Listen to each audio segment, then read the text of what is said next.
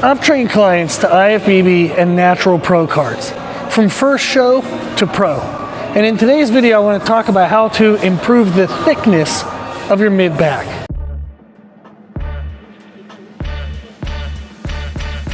A new client reached out recently and asked for a program to help develop the bumps and details in the middle of her upper back. She competes in women's physique and would like to add more detail across the upper back, but specifically without building out her lats or thickening her midsection. We're going to start the workouts with her rear delts. That's going to add width to her upper back without widening the lats, so that's going to help develop her V taper. Then we're going to target the mid-back with isolative movements and then slowly start to allow more weight load into the exercises to help push that mid-back further into muscular fatigue. We're going to start the mid-back exercises with a chest-supported horizontal shrug. This is going to be a movement that really helps us develop the mind-muscle connection with that mid-back. And specifically, we're looking for the rhomboids, the middle and lower traps. With a horizontal shrug, we will have some degree of arm bend. That depends on a person's anatomy, depends on how much the arms will bend.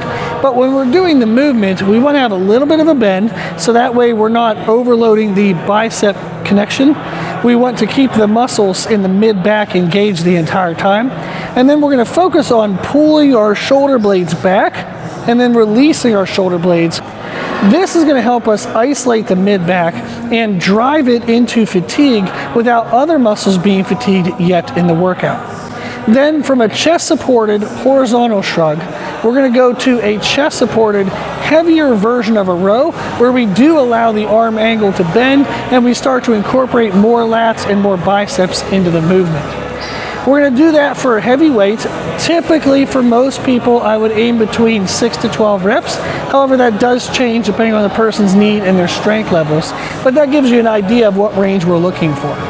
After the chest-supported row, where we do allow some arm bend, we're then going to go to a non-chest supported row. The idea of going from chest support to non-chest support is that we can slowly add more and more weight load as we go through the movements. The chest-supported horizontal shrug is going to be very limited in weight load because we're really trying to isolate all other muscles away and only focus on that mid-back. When we go to the second exercise, where it's still chest supported and we're now allowing the arm angle to bend, we're going to bring in some lats and biceps, but by being chest supported, we're limiting any body momentum. It's still a very strict movement. Then in the third exercise, when we take away the chest support, there is going to be some body sway, and that helps us allow a little bit of momentum to get involved, which will help us push the weight load. We do want to minimize that momentum and make sure we still feel the mid-back engaged and active the entire time during the working sets. However, if there is a little bit of swing, that's okay.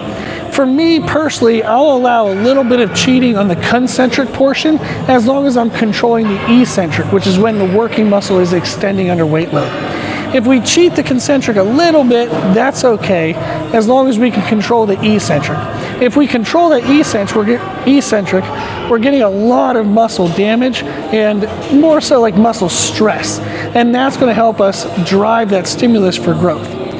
So the concept of this structure is to isolate the mid-back first, develop mind-muscle connection, so that way as we go into the other exercises, we can still feel whether the mid-back is involved or not.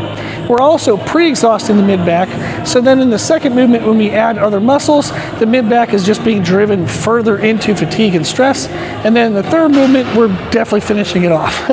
The idea of this structure is going to help her develop more width from shoulder to shoulder, more depth in her mid-back, but it's not going to overly develop the lats and definitely not overdevelop the midsection or spinal erectors. So this is a cool workout structure. You can plug in your favorite exercises into each of those categories depending on what you prefer and what feels best for you. If you have any questions, put them in the comment section below.